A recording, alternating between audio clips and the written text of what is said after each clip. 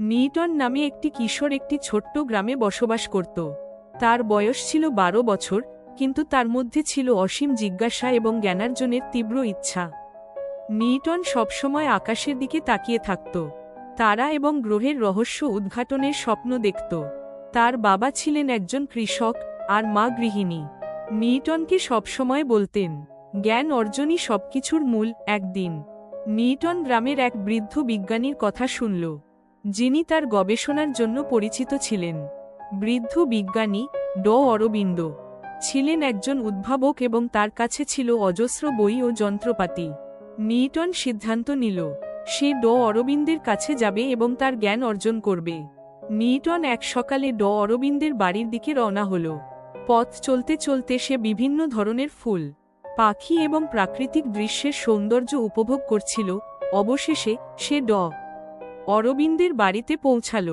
বৃদ্ধ বিজ্ঞানী তাকে দেখে হাসলেন এবং বললেন, তুমি কি সত্যিই বিজ্ঞান জানতে চাও? নিউটন মাথা নেড়ে সম্মতি জানাল। অরবিন্দ তাকে বিভিন্ন যন্ত্রপাতি দেখালেন এবং বললেন, বিজ্ঞান মানে কেবল বই পড়া নয়, বরং প্রকৃতির সাথে যুক্ত হওয়া।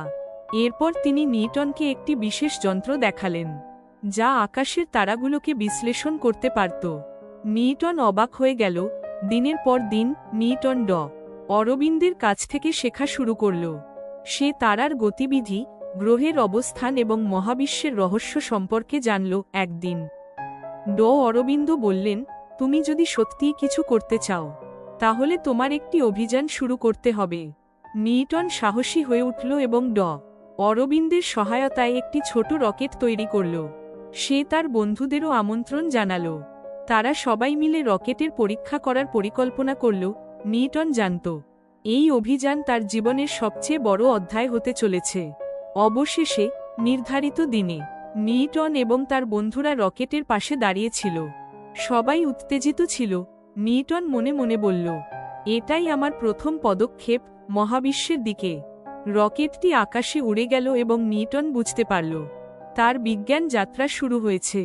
এভাবেই নিউটনের অভিযান শুরু হল, যেখানে সে নতুন নতুন জ্ঞান ও অভিজ্ঞতা অর্জন করবে এবং তার স্বপ্ন পূরণের পথে এক নতুন অধ্যায় রচনা করবে।